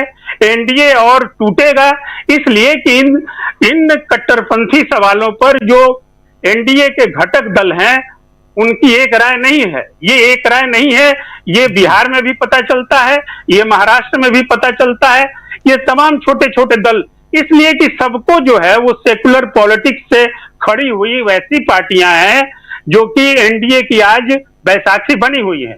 तो सेकुलर वोट तो अब ये जान लीजिए पूरी तरीके से कि अब कोई मुस्लिम नेता नहीं और कोई हिंदू नेता नहीं, आप समझ लें कि हिंदू और मुस्लिम का एक ही नेता है और वो है इस देश में राहुल गांधी। और राहुल गांधी का ब्रांड इधर और ज्यादा बढ़ा है। मेरा मानना है कि बिहार में चाहे लालू तेजस्वी की राजनीति हो, यूपी में अखिलेश यादव की राजनीति हो, या पश्चिम बंगाल में ममता बनर्जी की राजनीति हो, या फिर महाराष्ट्र में उद्धव शरद पवार की राजनीति हो, ये सारी राजनीति अब राहुल गांधी की ओर इसलिए देखने को विवश है कि राहुल गांधी ने उस सेकुलर जमात, उस सेकुलर जनमानस का विश्वास जीता है और वो लगातार जीत रहे हैं। उस युवा भारत का विश्वास जीत रहे हैं, जो युवा भारत का आज की सबसे बड़ी सच्चाई है, सबसे बड़ी तादाद है। तो इसलिए बीजेपी अब ये दुकानें और हिंदू मुसलमान करके मुझे लग रहा है कि और उल्टी दिशा में अब और अपनी खाई और खोदते जा रही है, और इसका सर्वनाश निश्चित है। और आप देखते हैं, इतिहास भी गवाह है इस बात का कि जो फासिज्म है, फासिज्म अपनी ही मौत मरता है और खुद अपने ही कंट्राडिक्शन से मरता है। वो कंट्राडिक्शन दिखाई दे रहा है, Yogi versus Modi, Nitish versus Modi, Naidu versus Modi, Chirag वगैरह वगैरह, ये जितने हैं, कुशवाहा या त्यागी, तमाम ये कंट्राडिक्शंस जो है, और फिर भी उनको लग रहा है कि हमें अपने उसी एजेंडे पर भरोसा है, तो यही उनके खात्मे का सबब बनेगा। जी राजीव जी। नवेंदु जी, शुक्रिया आपका। और अमलेंदु उपाध्याय जी, जरा आपके पास आना चाहता हूं। अभी नवेंदु जी ने शुभेंदु अधिकारी का जिक्र किया, लेकिन शुभेंदु अधिकारी के उस बयान को जरा गौर फरमाइए। क्या कहते हैं कि जिसने हमारा साथ दिया हम उसका साथ देंगे। इस देश में सबका साथ सबका विकास का नारा नहीं चलेगा, यानी जिसने हमारा साथ दिया हम उसका साथ देंगे। और ये बात बिहार से उठी थी, आप याद कीजिए, बिहार में भी एक नेता, जेडीयू के नेता यही कह रहे थे। तो ये जो एक अलग परिपाटी चल पड़ी है कि आप हमको वोट दोगे तो हम आपके नेता हैं, वरना मैं किसी का नेता नहीं हूं। यानी वहां अगर 60% पोलिंग हुई है और आप 40% वोट के साथ जीत के आए हैं, तो जो 40% वोटर्स आपके हैं उसी के हम प्रतिनिधि हैं, सांसद हैं, विधायक हैं, बाकियों के कुछ भी नहीं हैं। बाकी क्या करें, ये लोकतंत्र कहां गया फिर, ये समझना होगा। खैर, लेकिन बहुत महत्वपूर्ण चर्चा हम कर रहे हैं और यहां समझने की कोशिश ये कर रहे हैं कि क्या एनडीए के अंदर जो फूट पड़ रही है, पड़ती हुई दिखाई दे रही है। अभी राहुल गांधी का जिक्र कर रहे थे नवेंदु जी, क्या थोड़ी बहुत जो यहां पर सुगबुगाहट एनडीए के बीच दिखाई दे रही है, वो भी राहुल गांधी ने जो हिम्मत दिलाई है वही है। राहुल गांधी खुल के बात कर रहे हैं। अब यहाँ उतनी खुल के बात तो नहीं हो रही है एनडीए के अंदर, लेकिन खुल के सपोर्ट ज़रूर कर रहे हैं ये बीजेपी का, ताकि वो सरकार में रहे, नरेंद्र मोदी प्रधानमंत्री बने रहें, रिकॉर्ड कायम करें। वो अमेरिका जहाँ भी जा रहे हैं, अमेरिका नहीं, अभी जबकि रशिया गए और वहाँ रूस में भी अपने भारत के जो लोग हैं उनसे उन्होंने, इंडियन डायस्पोरा से बात की। वो वियना आए, वहाँ पर भी उन्होंने वही बातें कही और हर जगह अपनी तुलना नेहरू जी से करते हुए नजर आए। उनके भाषण को याद कीजिए। खैर, उतना उधर नहीं जाऊंगा, सीधा आज के सवाल पे आता हूं। अमलेंदु उपाध्याय जी, जरा आप बताइए कि क्या आपको भी लगता है कि ये भेद करके, बंटवारा करके वोट बैंक में इजाफा कर लेगी बीजेपी? राजीव जी, बिल्कुल भी इसमें इजाफा नहीं होगा, बल्कि और नुकसान होगा। और लोगों की अब ये समझ में आने लगा है कि ये हमला मुसलमानों पे नहीं है, ये पिछड़ों और के ऊपर हमला है। क्योंकि राजीव जी, आप भी जानते हैं और हम भी जानते हैं कि सब्जी का व्यापार और फलों का व्यापार जो है, उसमें कोई शर्मा जी नहीं होते हैं, कोई ठाकुर साहब नहीं होते हैं। अधिकांश जो है वो कोरी, कोयरी, कुम्हार और मौर्य शाह के कुशवाहा, खाटी, पसी, पासी, खटीक, ये जातियां जो है ये अधिकतर करती हैं।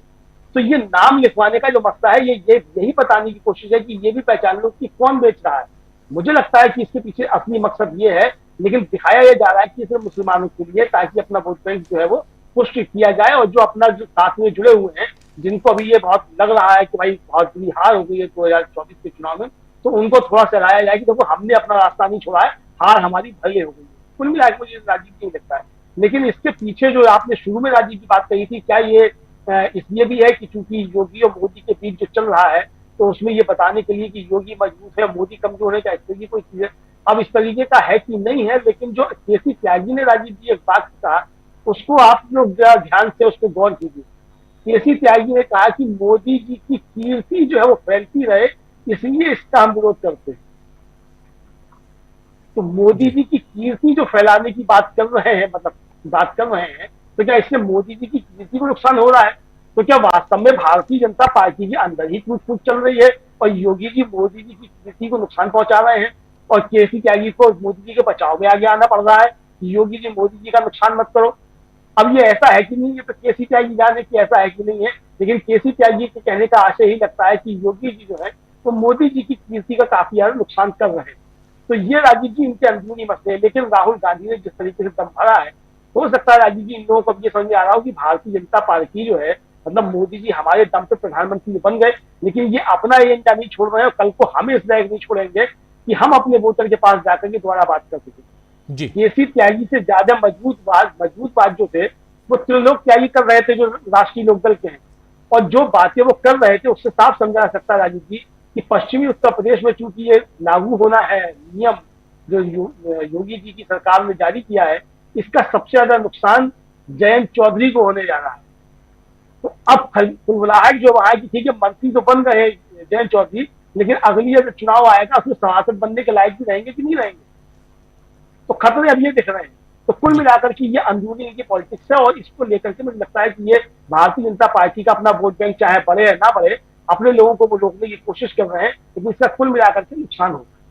जी, भारतीय जनता पार्टी का नुकसान होगा कहना है अमलेंदु उपाध्याय जी का, और ये वोट बैंक बढ़ाने की जुगत है या कुछ और है? जरा सुनील शुक्ला जी आपसे भी समझना चाहता हूँ, वोट बैंक बढ़ाने के लिए है ये या कुछ और है, या अपना दबदबा कायम रखने के लिए कि हम सत्ता पर हैं, अभी काबिज हैं, और हम इसी ढंग से जब ज़रूरत पड़े बुलडोज़र चलवाएंगे, जब ज़रूरत पड़े ऐसे फरमान जारी करेंगे। आपको याद होगा कोरोना के समय तबलीगी जमात के लोगों के साथ क्या हुआ था, उसके बाद कैसे ठेला वाले गांव में या शहर में ही जाते थे सब्जी लेकर, कुछ और लेकर, उनसे पूछा जाता था। बहुत सारे विजुअल्स वायरल हुए थे, याद होगा आप सबको, कोरोना का वो काल, बहुत दुखद काल, लेकिन आर्थिक चोट कैसे दी गई। लेकिन एक बहुत इंपॉर्टेंट बात यहाँ पर अमलेंदु उपाध्याय जी कह रहे थे कि ये सिर्फ मामला मुसलमानों तक नहीं है, ये मामला गरीबों का है। ये भेद क्या आप भी समझते हैं कि ये भेद जो बंटवारा है ये गरीबों का बंटवारा है, अमीरों और गरीबों की खाई को बढ़ाने की बात है?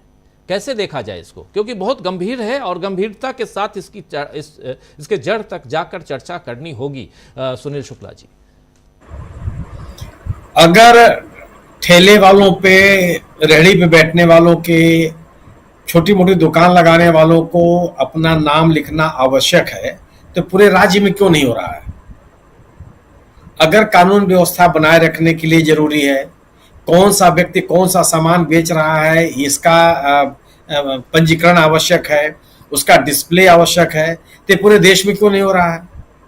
या केवल उन्हीं मार्गों पे क्यों हो रहा है जिस मार्ग से कांवड़िए गुजर रहे हैं, और एक कालक्रम में क्यों हो रहा है? ये कुल मिलाकर केवल राजनीतिक पर्पज है उसका। लेकिन दुर्भाग्य इसका केवल है कि जो लोग इससे राजनीतिक लाभ लेना चाह रहे हैं वो राजनीतिक लाभ मिलने वाला नहीं है यार, क्योंकि जो इस साल का चुनाव हुआ, लोकसभा के चुनाव में, इसमें जनता ने बहुत साफ तरीके से कह दिया कि वह ध्रुवीकरण के झांसे में नहीं आने वाली है। हिंदुत्व का नारा, इससे आक्रामक नारा मोदी जी ने लगाया चुनाव भर में। ये जो केवल नाम लिखने और पता लिखने का जो सवाल है, इससे बड़ी बड़ी बातें कही हैं मोदी जी ने पूरे चुनाव प्रचार अभियान के दौरान। कौन सुना? देश के किस हिस्से में सुना गया उसको? अब सवाल यह है कि अगर एक तरफ जो आदमी अपने छोटे मोटे संसाधनों से छोटा मोटा रोजगार कर रहा है, एक तरफ तो आप कहते हैं कि गैस के नाले से पकौड़ी बना करके बेचिए, वो भी रोजगार है, और दूसरी तरफ एक आदमी एलपीजी गैस खरीद करके पकौड़ा बेचना चाहते हैं तो उसका बेचने नहीं देना चाहते हैं। मतलब क्या इसका है? केवल पर्पज राजनीति का ही। इससे न तो आप कानून व्यवस्था बनाने का प्रयास कर रहे हैं, न तो आप व्यापार में लगे हुए लोगों की आइडेंटिटी सुनिश्चित करना चाहते हैं, न ही आप जीएसटी बढ़ाना चाहते हैं इस तरह के आदेशों से, कुछ नहीं करना चाहते। इसे होना को हमारा कुछ नहीं है, आप केवल एक ध्रुवीकरण की कोशिश कर रहे हैं। और बिल्कुल सही बात कही अमरेंद्र जी ने, जब आप आक्रामक हिंदुत्व की बात करते हैं तो उस समय जो पिछड़ी जातियां हैं, दलित जातियां हैं, वो पिछड़ जाती है, वो रेस में नहीं रहती, उनकी कोई गिनती नहीं होती है। आक्रामक हिंदुत्व में इन पिछड़ी जातियों का कोई भी पुरसहाल नहीं होता, कोई गिनने वाला नहीं है, क्योंकि अगर आप उनको सम्मान देना चाहते हैं तो आप हिंदुत्व की राजनीति नहीं करेंगे, फिर आप सामाजिक सशक्तिकरण की राजनीति करेंगे, सामाजिक न्याय की राजनीति करेंगे। आपको ये पता है कि जिन लोगों का हक आप देना नहीं चाहते हैं उनको किसी न किसी झमेले में आप उलझाए रहिए, और वह हिंदुत्व का नारा सबके लिए सूट करता है इन लोगों को, तो लेकिन वो चलने वाला नहीं है, ये तो तथ्य है कि चलने वाला नहीं है। और भारतीय जनता पार्टी के सहयोगी हैं, कुछ भी हो जाए ये अपनी राजनीतिक जमीन नहीं खोना चाहेंगे। ये सरकार चले न चले, मोदी जी रहे न रहे, से कोई मतलब नहीं। इनको मतलब अगर इनकी राजनीतिक जमीन पर असर पड़ेगा, अगर राजनीतिक जमीन की क्या स्थिति नहीं होती तो टीडीपी क्यों कहती कि हम 4% मुसलमानों को आरक्षण देंगे? अगर वो उसका मतदाता वर्ग नहीं है तो वो क्यों बात कर रही है? वो ये क्यों कर रही है कि मस्जिद के जो मौलवी लोग हैं उनको हम पैसा देंगे? वो क्यों कर रही है कि हम सभी प्रमुख शहरों में हज हाउस बनाएंगे और जो कब्रिस्तान है, कब्रिस्तान के लिए जगह देंगे और कब्रिस्तान की बाउंड्री बनाएंगे? ये तो टीडीपी खुल के कर रही है, ऐसा तो नहीं है कि पब्लिक डोमेन में ये गोया कि उसका राजनीतिक धरातल अल्पसंख्यक मतदाताओं पर निर्भर करता है, तो वह क्यों इस तरह के निर्णयों में सहयोगी हो जाएगी और क्यों समर्थन करेगी?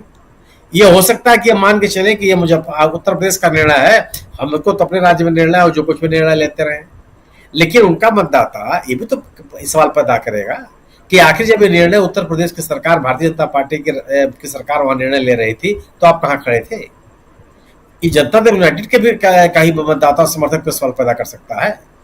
और इस तरह के निर्णयों से क्या जनता दल यूनाइटेड के मतदाताओं पर असर नहीं पड़ेगा? उनकी राजनीतिक जमीन प्रभावित नहीं होगी? सवाल इनके सामने भी है, या आरएलडी के ऊपर भी सवाल है। और आरएलडी के लोग इसीलिए मुखर होकर बोल रहे हैं कि पश्चिमी उत्तर प्रदेश का मसला है, और पश्चिमी उत्तर प्रदेश ये खुद जयंत चौधरी जो सांप्रदायिक तनाव था 2012-13 के दंगे के बाद से, उसको खत्म करने के लिए उन्होंने जगह जगह कितनी सभाएं की है, कितनी बैठकें की है, गांव गांव में उन्होंने दौरा किया है। क्या वह फिर से वही स्थिति बहाल वापस जाने के लिए तैयार हो जाएंगे ये? और अगर जाने के लिए तैयार हो जाएंगे तो खुद कहां खड़े होंगे? जो भी एनडीए में भारतीय जनता पार्टी के सहयोगी संगठन है, सहयोगी दल है, वो अपनी राजनीतिक धरातल छोड़ने के लिए तैयार नहीं होगी। अब संघर्ष केवल यही है कि भारतीय जनता पार्टी हिंदुत्व के भरोसे क्यों? कि उसके पास गवर्नेंस के नाम पर कुछ कहने के लिए नहीं है। लोग उसे सवाल पूछ रहे हैं कि बेरोजगारी दूर करने के लिए आपने कौन से प्रयास किए, आपके पास कोई जवाब नहीं है। महंगाई रोकने के लिए आपकी कौन से कोशिशें हैं, उसका आपके पास कोई जवाब नहीं है। आर्थिक विषमता बढ़ती जा रही है, इसका कोई जवाब आपके पास नहीं है। किसान क्यों आंदोलनरत है, इसका कोई जवाब आपके पास नहीं है। तो अगर आपको लोगों के जीवन के प्रमुख सवालों का जवाब आपके पास नहीं है तो स्वाभाविक है कि कोई एक ऐसा रास्ता आप तलाशेंगे जहां जाकर के आप अपनी शरण ले लें और अपने राजनीतिक हितों को बचाने का प्रयास किया। वह बीजेपी के सामने हिंदुत्व के अलावा कोई विकल्प नहीं है। लेकिन न हिंदुत्व का नारा अब पिछड़ चुका, अब यह दोबारा ये काट की हांडी चढ़ने वाली नहीं है, संभव ही नहीं है। अभी अब आपको 10 साल सत्ता में रहने के बाद अपने गवर्नेंस की बात करनी ही होगी। आपको ये बताना होगा कि आपने 10 सालों में किया क्या, और अगर आप ये नहीं बता सकते हैं तो निश्चित रूप से फिर आप अपने राजनीतिक नुकसान के लिए तैयार हो जाइए। उस राजनीतिक नुकसान को रोकने के लिए भारतीय जनता पार्टी की सरकार ने उत्तर प्रदेश में ये प्रयास किए। और अगर आप 10 विधानसभाओं के उपचुनाव की बात करेंगे तो हम भारतीय जनता पार्टी तो कहीं है ही नहीं है। इनमें से कई ऐसे विधानसभा क्षेत्र हैं जहां पे भारतीय जनता पार्टी या तो कभी चुनाव नहीं जीती या एक बार चुनाव जीती है। कम से कम तीन विधानसभा क्षेत्र ऐसे हैं। कटहरी में कभी जीती नहीं है, कलहर में कभी जीती ही नहीं है। कटहरी में, सुंदरकी में, और केवल एक बार जीती है। मिल्कीपुर में केवल एक बार जीती है, केवल 2 बार जीती है। कोई ऐसा विधानसभा क्षेत्र नहीं है। अगर आप बात करेंगे गाजियाबाद सदर भी भारतीय जनता पार्टी का कोई एक तरफा राज्य नहीं रहा। वहां भारतीय जनता पार्टी, जो समाजवादी पार्टी के प्रवक्ता है राजेंद्र चौधरी, वो वहां से मेले हो चुके हैं। तो कोई ऐसी जगह नहीं है जहां पे एक तरफा बीजेपी की कोई लहर चल रही है। और अगर बीजेपी गवर्नेंस की बात नहीं करेगी और इन विधानसभा क्षेत्रों में ध्रुवीकरण का प्रयास करेगी जो संभव नहीं है। जी बिल्कुल। सामाजिक न्याय के और सामाजिक सशक्तिकरण के इस मुद्दे पर यह ध्रुवीकरण का नारा पूरी तरह से विफल है। और बीजेपी के सहयोगी भी इस ध्रुवीकरण की कोशिशों में मुझे नहीं लगता कि उनके साथ खड़े होंगे, क्योंकि अगर वो खड़े होंगे तो उनको अपने राजनीतिक नुकसान के लिए तैयार रहना पड़ेगा। हर राज्य में जिस किसी ने भी भारतीय जनता पार्टी के ध्रुवीकरण की राजनीति का समर्थन किया है उसको नुकसान हुआ, चाहे उत्तर प्रदेश में मायावती जी हो और चाहे कर्नाटक में जनता दल यूएस हो। जी बिल्कुल। उत्तर प्रदेश हो या कर्नाटक हो, और भारतीय जनता पार्टी अभी पिछले दिनों याद कीजिए कि कांग्रेस पार्टी को परजीवी कह रही थी कि परजीवी पार्टी हो गई है, दूसरों के सहारे कांग्रेस पार्टी आगे बढ़ रही है, लेकिन सत्ता पर परजीवी कौन बना हुआ है, किस ढंग से है, ये भारतीय जनता पार्टी को देखना होगा। खैर, ये राजनीति है और बयानबाजियां ऐसे होती रहेंगी, और इसलिए ऐसा ये ध्यान आ गया अचानक, क्योंकि नरेंद्र मोदी ने अपने भाषण में सदन के अंदर इस शब्द का इस्तेमाल कांग्रेस पार्टी के लिए किया था, इसलिए। और आज जेपी नड्डा भी यही बात कह रहे थे, पॉलिटिकल पैरासाइट है कांग्रेस पार्टी।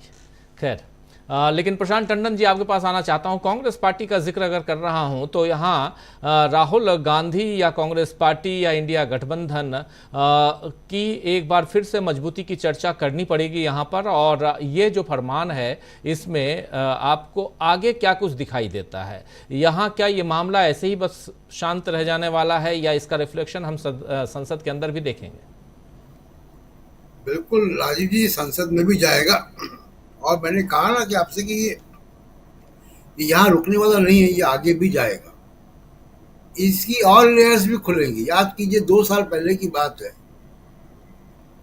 उत्तराखंड में मिड डे मील बनाने वाली दलित महिला कुक को हटा दिया गया था, क्योंकि वहां पे सवर्ण उच्च जातियों के जो अभिभावक थे, उनको बड़ी दिक्कत थी कि उनके बच्चे दलित महिला के हाथ का बना खाना खाते हैं। बाद में उसको मुख्यमंत्री को हस्तक्षेप करना पड़ा और ये मामला बहुत बड़ा था। मायावती की भी ट्वीट आया, तमाम लोगों के बयान आए। ये पूरा मामला तमाम एक कोई खुलेगी लेयर तो इस समाज में तो तमाम सारी बुराइयां सब सामने आ जाएंगी। तो ये यहाँ रुकने वाला नहीं है, पहली बात। दूसरा कि देखिए, ये क्योंकि एक सरकार की तरफ से किया जा रहा है, पुलिस अधिकारियों के बयान हैं, तो ये मान के चला जाएगा कि भारत की सरकार जो है नरेंद्र मोदी की, इससे बचाव नहीं होगा कि वहां पे कोई और सरकार है और ये एक ही पार्टी की सरकारें हैं। नरेंद्र मोदी की सरकार ये करवा रही है भारत में, जो कि नाजी जर्मनी में होता था। इस पूरे मुद्दे का अंतर्राष्ट्रीय स्तर पर बड़ा व्यापक असर होने जा रहा है, पहली बात। तो वो योगी जी की अंतर्राष्ट्रीय छवि नहीं है। अंतर्राष्ट्रीय छवि जो अपने आप को दावा करते हैं विश्व गुरु होने का, जिनकी बात कल मोहन भागवत कर रहे थे, वो है अंतर्राष्ट्रीय छवि के, उनको दिक्कत होगी। दूसरा कि देखिए, ये जो हिंदू मुस्लिम ताना बाना है, ये अब वो जो बात हम लोग कह रहे हैं राजीव जी, कि वो राजनीति बहुत आगे चली गई है। कैराना से इकरा आसन जीत के लाई है। 68% हिंदू वोटर है वहां पे, तो क्या केवल मुस्लिम वोट जीत कर आ गई है वो? ऐसा तो नहीं है। वो सबके वोट जीत कर आए, सबका काम भी करती हैं। उन्होंने एक बार भी नहीं कहा कि मैं उनके लिए काम करूंगी जिन्होंने मुझे समर्थन दिया जी। तो भारत की राजनीति अब एक उसके अंदर जो एक डिरेलमेंट हुआ था, जिसको कहें कि वो भटकाव आया था, वापस अपनी पटरी पे समाज और राजनीति आ रही है। उसको आप उखाड़ने की कोशिश करेंगे तो फिर आप उखड़ जाएंगे, और ये सलूशन नहीं है। मुजफ्फरनगर में जूस की दुकान किसकी है, चाय की दुकान किसकी है, उस पे नाम लिखने से न रोजगार पैदा होने जा रहा है, ना जो पुल रोज एक पुल बह जा रहा है वो नहीं रुकने जा रहा है। मुजफ्फरनगर में चाय की दुकान किसकी, उसका नाम लिखने से पेपर लीक होना बंद नहीं हो जाएंगे। जो जन समस्याएं हैं, वो जन समस्याओं को गवर्नेंस से हैंडल होता है। उससे एक्सपोज ये हो रहा है कि आपको सरकार चलानी नहीं आती है, और आप केवल और केवल इस तरीके के नारे देकर ही कर सकते हैं। अब एक नारे का मैं और अभी जिक्र कर दूं, अभी आज ही प्रकाश में आया। लोकपाल हैं justice AM Khanwilkar, supreme court के जज रह चुके हैं।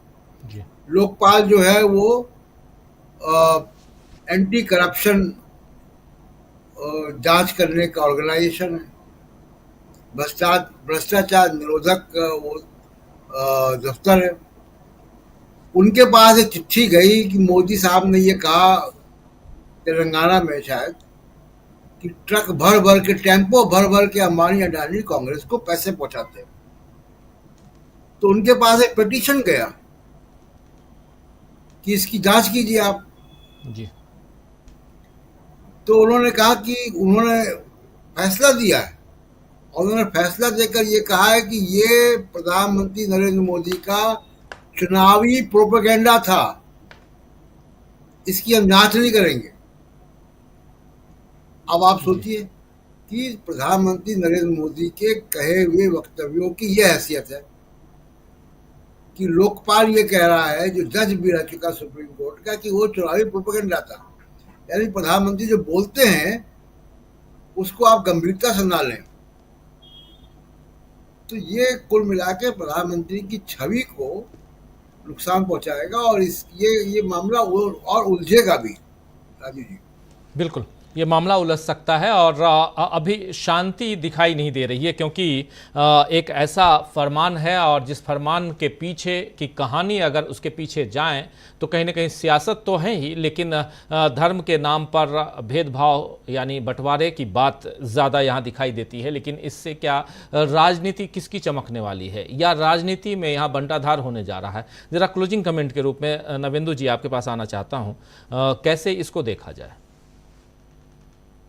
देखिए राजीव जी, ये तो तय मानिए कि जो मैं कह रहा था कि एक घबराहट है दरअसल पूरे बीजेपी में चुनाव के रिजल्ट तक, और रिजल्ट के बाद जो 1.5 महीने अब लगभग बीतने के बाद हैं, और जैसे जैसे बजट सत्र नजदीक आता जा रहा है, ये घबराहट ये बढ़ती जा रही है। कारण कि उन्हें उस दृश्य का भी अनुमान हो रहा है, या उससे आशंकित और आतंकित भी हो रही है बीजेपी, और उनके जो सरदार हैं वो सब प्रधानमंत्री हो या अमित शाह हो, जो भी हो, तो ये कि वो 23 तारीख से फिर दृश्य पार्लियामेंट में क्या नजर आएगा, और फिर वो जो पिछली दफा लानत मलामत हुई और राहुल गांधी और पूरे इंडिया विपक्ष ने जिस तरीके से अपनी बातों को रखा और पब्लिक के सवालों को, पब्लिक इश्यूज को एड्रेस किया, तो वो 23 तारीख की आशंका में भी ये बावले हुए जा रही है बीजेपी, मुझे ये लग रहा है। और इसलिए ये ऐसे ऐसे मुद्दे चाह रही है कि 23 के पहले फेंक दिया जाए, जिस पर कि ये देश उलझ जाए।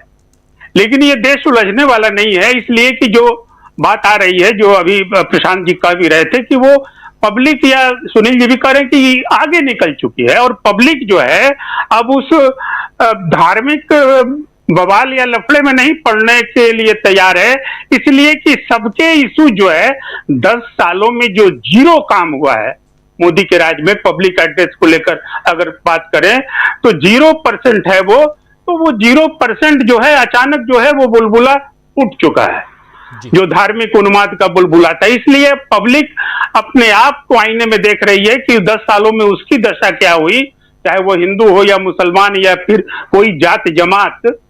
तो ये अब स्थिति है, और इसमें ये घबराहट एक और, इस घबराहट में एक और एजेंडा ये लाने वाले हैं, जो मुझे अभी एक जो आरएसएस के इधर एक जो प्रचारक हैं और जो खासतौर पे मीडिया इश्यूज को देखते हैं उड़ीसा, झारखंड, बिहार वगैरह के जोन में, तो उन्होंने कुछ मीडिया पर्सन को इधर हाल में कुछ बुलाया था, कुछ विमर्श मिलने जुलने के ख्याल से। तो उनकी बातों से ये लग रहा था कि एक और इशू ये लोग लाने वाले हैं सामने, और वो इशू की मोदी को फिर एक रीएस्टैब्लिश करने का, जो लग रहा है कि साहब उनका एक पतन होता जा रहा है लगातार, और बीजेपी में भी ये सवाल जो उठने लगे कि साहब हेमंत बिस्व शर्मा हो या फिर शुभेंदु अधिकारी हो, ये सबका साथ सबका विकास क्या होता है, इसको भूल जाओ, जो हमारा साथ देगा हम उसका साथ देंगे। तो ये सारी जो स्थितियां बन रही है, इसमें एक इकोसिस्टम पर काम शायद मुझे लग रहा है कि ये करेगी बीजेपी, और वो कि नरेंद्र मोदी का जैसे राष्ट्रभक्त का एक बहुत सुनियोजित ढंग से उनके इमेज की किलिंग की जा रही है, और उस इमेज की किलिंग के पीछे अमेरिका और कोई यूरोप या इस तरीके के देश और चाइना, ये इस तरह के लोग हैं। तो एक अंतर्राष्ट्रीय साजिश का मसला जैसे आज से 10 साल पहले की राजनीति में जब भी कुछ होता था तो विदेशी हाथ है कहा जाता था, तो विदेशी हाथ एक वो सामने लाने की भी शायद कोशिश होगी कि फिर से इसको एस्टेब्लिश किया जाए। क्योंकि मैं ये कह रहा हूं कि हिंदुत्व खत्म कैसे हो जाएगा, यही तो यकीन नहीं हो रहा ही नहीं। चाहे वो मोदी हो, चाहे आरएसएस हो, चाहे भागवत हो। भले भागवत जो है वो तंज कस रहे हैं नरेंद्र मोदी पर कि परमात्मा के सवाल पर, लेकिन उनको भी यकीन। जी नवेंदु जी, काठ की हांडी बार बार नहीं चढ़ती है। ये 2014 नहीं है, ये 2024 है। और ये बात बीजेपी को, आरएसएस को भी शायद पता होगी। नहीं पता तो एक बार चढ़ा के देख लें काठ की हांडी। बिल्कुल। तो यही उनको ये लग रहा है, मैं यही कहा कि उनको ये लग रहा है कि ये खत्म कैसे हो जाएगा, लेकिन ये खत्म हो रहा है, हो गया है। ये 2024 के जनादेश को भली भांति अगर वो पढ़ें, लेकिन वो नहीं पढ़ेंगे क्योंकि उनका तो उनकी पूरी पॉलिटिक्स ही किस पर है, उसी हिंदुत्व पर है। तो उसको छोड़कर ये जाएंगे भी कहाँ, सवाल ये है। वो जा ही नहीं सकते। पूरी बुनावट जो 100 सालों में संघ की शाखाओं में हुई है, तमाम नेताओं की प्रचारक हैं हमारे प्रधानमंत्री भी, अमित शाह जी भी, तमाम लोग, तो ये जाएंगे कहाँ। उस राजनीति के अलावे उनको वो हिंदुस्तानी राजनीति नहीं आती है जिस राजनीति की बुनियाद नेहरू ने रखी थी। और आइडिया ऑफ इंडिया जो है वो आइडिया ऑफ इंडिया से दूर खड़े हैं ये। तो इनके पास जो आइडिया है उसी को आजमाएंगे, लेकिन ये आजमाते आजमाते ये फिर उसी खोह में कहें कि उस अंधी सुरंग में जाने को तैयार मुझे दिखाई दे रही है बीजेपी। और इसके पहले लेकिन ये जरूर एक बार देश, मुझे ये डर है इस बात का कि ये देश को एक बार फिर से अशांत करने की कोशिश होगी। लेकिन विपक्ष बहुत मजबूत है और विपक्ष का नेता बहुत मजबूत है। और आम आवाम जो है वो एक तरह से जैसे लग रहा है कि 1.5 महीने में रिजल्ट आने के बाद उसको अफसोस हो रहा है कि और अधिक वोट हमने क्यों नहीं दिया इंडिया गठबंधन को। तो वो जब इस मानसिकता में आ रही है तो वो ताकत मुझे लग रहा है कि वही लड़ाई लड़ेगी बीजेपी का। और मुझे लग रहा है कि बीच में ये सरकार ही कहीं ना कहीं दम तोड़ दे और शायद एक सूरत बन सकती है मध्यावधि चुनाव की, इसलिए कि ये बिल्कुल गलत दिशा में सरकार जा रही है। जनता के मुद्दों को संबोधित नहीं कर रही है, अपने हिंदुत्व की राजनीति को संबोधित कर रही है। देश बिल्कुल एक कठिन स्थिति में खड़ा है। एनडीए के दल को ये कह रहे हैं कि हमारी सरकार कंटिन्यूटी में है, तो एनडीए के घटक दलों को भी प्रॉपर ढंग से एड्रेस नहीं कर पा रहे हैं, तो उनके कंट्राडिक्शंस भी सामने उभर कर आते जा रहे हैं। आप सोचिए, अगर ये आरिफ का फल, ये अगर एजेंडा चलेगा तो फिर कहां टिकेंगे नीतीश कुमार या चिराग पासवान। ये सिर्फ अपने दलित जाति के या पिछड़े, अति पिछड़े के वोट पर नहीं जीतते हैं, इन सबों के वोटों में शामिल है वो मुस्लिम वोटर्स जी। और मुस्लिम वोटर्स डेमोक्रेसी की एक धुरी है हिंदुस्तान में। अगर वो धुरी नहीं रहते तो हिंदुस्तान भी कब का पाकिस्तान बन गया होता। तो ये बीजेपी को और उसके नेतृत्व को समझना पड़ेगा।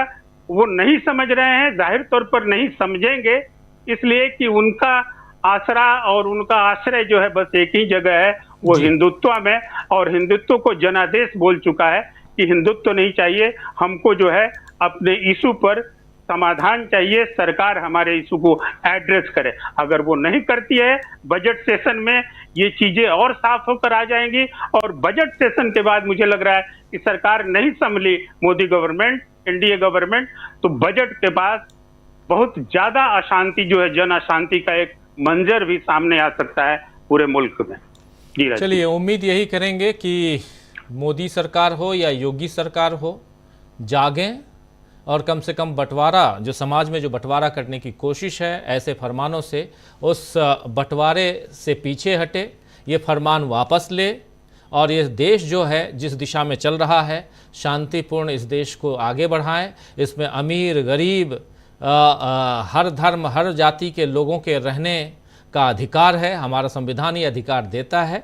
और उस संविधान की अलग अलग आर्टिकल्स को पढ़ के कम से कम सरकार चलाने की कोशिश करें, ये बेहतर होगा। और उम्मीद हम यही करते हैं कि सबके लिए, क्योंकि सर्वधर्म समभाव की बात कही जाती रही है अपने देश में, और गांधी का ये देश है, यहाँ नफ़रत को बढ़ावा न देकर कम से कम शांति की राह चुनी जाए, वो ज़्यादा ज़रूरी है। चलते हैं, इस कार्यक्रम को अब समाप्त करता हूँ। बहुत शुक्रिया अदा करता हूँ नवेंदु जी, बहुत बहुत शुक्रिया, सुनील शुक्ला जी, डॉक्टर दीपक पाचपोर जी, प्रशांत टंडन जी और अमलेंदु उपाध्याय जी, आप सबका बहुत शुक्रिया, बहुत धन्यवाद। बहुत गंभीर चर्चा दोस्तों हम कर रहे थे और इस चर्चा में आप जानते हैं कि कहीं ना कहीं समाज को बांटने की कोशिश के खिलाफ एक आवाज़ बुलंद होनी चाहिए। राजनीति किसी की भी हो, लेकिन समाज अगर बांटने की कोशिश कोई करता है तो ये अच्छी बात नहीं है। समाज में कभी हम कहीं भी जाते हैं, बाजार में आप जाते हैं और आपको सब्जी लेनी है तो आप जाकर सबसे पहले नहीं पूछते हो कि किस जात से हो तुम, किस धर्म से हो तुम। आप ये पूछते हो कि आलू कैसे किलो है, गोभी कैसे किलो है, टमाटर कैसे किलो, आप ये पूछते हैं। आप ये नहीं पूछते हैं कि अच्छा ये बताइए टमाटर वाले भैया या आलू वाले भैया कि आप किस जात से हो। और या अगर सरकारें ऐसा करने लगीं, जो पहले से वो आलू वाले भैया से कहेगी कि आप वो अपने वहाँ जो ठेला लगाए हुए हो वहाँ लिख दो जो अभी हो रहा है कांवड़ यात्रा के नाम पर, तो ये सरासर गलत है। ये उल्लंघन है इस संविधान का, और इस संविधान के जो आर्टिकल्स हैं उसको इसी सरकार को पढ़ने की ज़रूरत है जिस संविधान की कस्में खाकर आप उस कुर्सी पर बैठे हैं। बहुत बहुत शुक्रिया अदा करता हूं आप तमाम साथियों का। डॉक्टर विनोद प्रकाश गुप्ता शलभ साहब लिख रहे हैं, आज फिर आपने सबसे महत्वपूर्ण समसामयिक चर्चा को उठाया है। भारत को बांटने के प्रयास, तुरंत ध्रुवीकरण रोकना चाहिए वरना देश का बंटवारा हो जाएगा। आपको चर्चा के लिए बधाई, डीवी लाइव को इसके लिए याद किया जाएगा। बहुत शुक्रिया डॉक्टर विनोद प्रकाश गुप्ता शलभ साहब। लुइस मस्करेनियस साहब हैं, कह रहे हैं आपको मेरा नमन, आपको भी प्रणाम करता हूँ।